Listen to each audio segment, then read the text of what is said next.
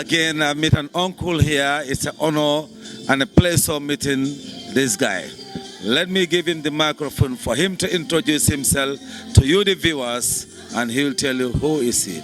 Good evening, sir. Say hello to the people watching the TV and then tell them who you are, please.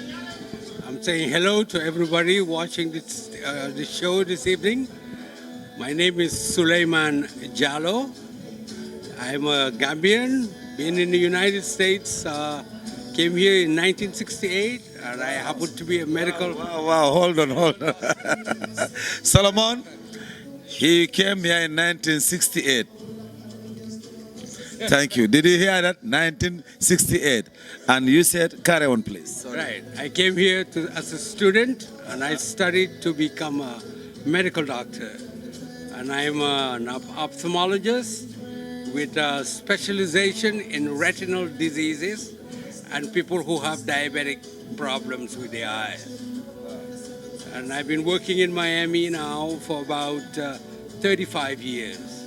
But I did all my studies in the United States. I haven't been in Gambia since 1978 was the last time I visited Gambia. Yeah, so I was 10 years after I left. Because the type of work that I do is quite demanding, and it makes taking extended periods of time for visitation abroad very difficult. But with God's help, things have been working out very well, and we hope that in the very near future, one of my children who is also in the field of ophthalmology is going to take over. This way we will now be visiting the country and trying to help out people who have been less fortunate than we have, and help them out in terms of taking care of eye problems. So that's our ultimate goal. Right. That one is definitely on demand, and it will be very important because naming the word diabetes is a real threat. It's a killer disease back home in the Gambia. What's your advice to the people over there who are having this illness or come across, or how to prevent it actually? Okay, diabetes most of the time it runs in families. So once it runs in families, you are essentially at the mercy of your birth, because you don't choose your parents. You're born to them. However, if you find that your parents happen to be diabetics, you can try and diminish your chances of developing diabetes by reducing our consumption of rice, our consumption of eating carbohydrates. And we make a very serious mistake when we always think about chere, couscous. Chere is a carbohydrate. You can eat it in moderation, but you can't eat it in excess because it will come and affect you. From what I remember from my childhood, and I don't know whether that's exactly what is going on in the Gambia now, most people had rice for lunch every single day. To me, that is essentially bringing the problems to you rather than exporting it for you. Because rice is a major contributor.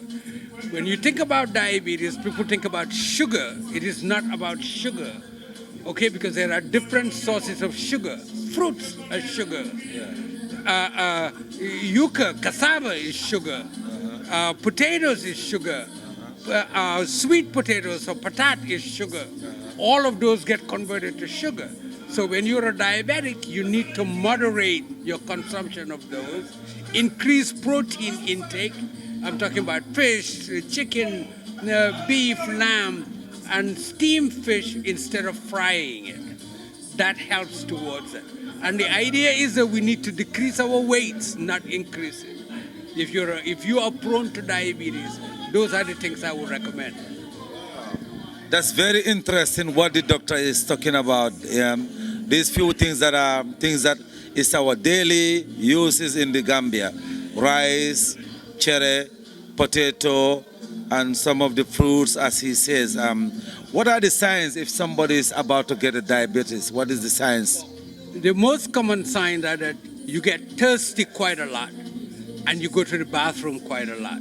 You find yourself drinking a lot of water. You find yourself eating a lot of food, but you don't put on any weight. That's because your metabolism is high.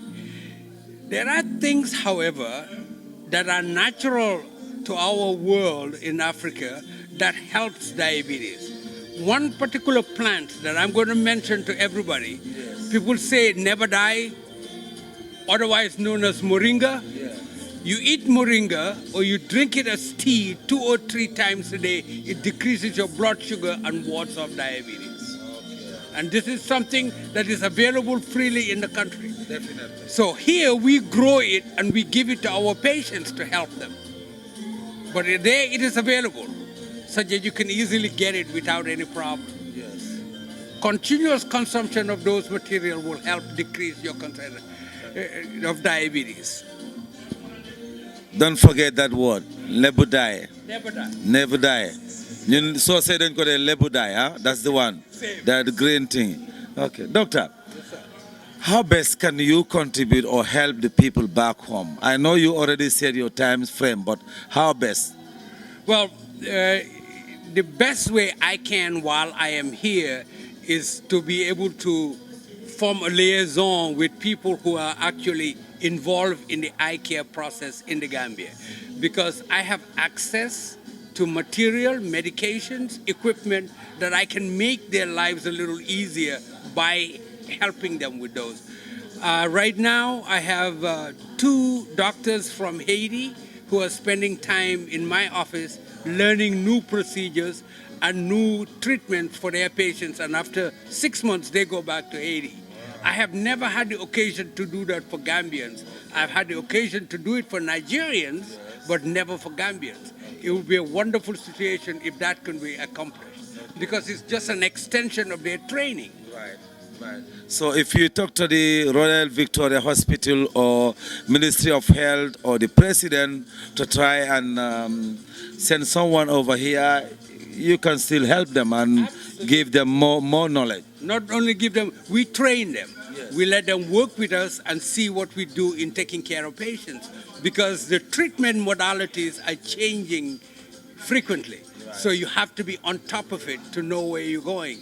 What I learned 30 years ago is passé today.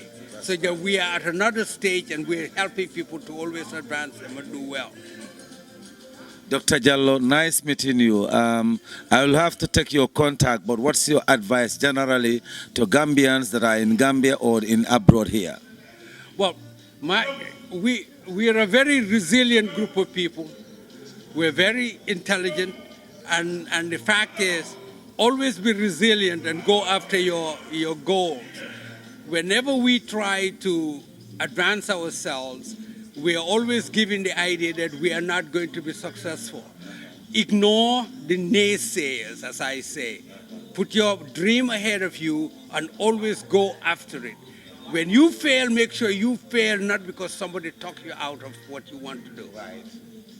That's my advice to all the young people. Thank you, Dr. Jallow. Nice meeting you. God bless you. We'll take your number and then send it over there. Put it on the wall. So watch out for this, all you medical students or all you doctors that are into diabetes and really have the opportunity. Please try and meet Dr. Jallow here in Miami. Thank you. Thank you.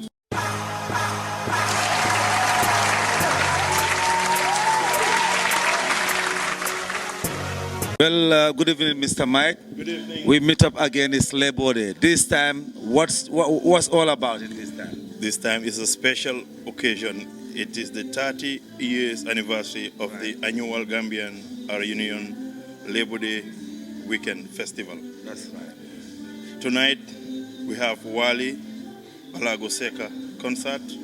Tomorrow night, we have a party. But year before party, we have a soccer tournament. Sunday, we have a picnic at the beach. Thank you. Thank you, Mr. Mike. What's your message to the people that are your constant supporters on this event? Wow. This is 30 years. We want to thank everybody. Thank you. Everybody have always been very supportive. And we thank all those who came from all over, some from Gambia, Europe, all over the states. And thank you too, for coming, to support. cover this event and to support. Thank Thank you you, very much, champion. Mr. Mike. One love. Peace.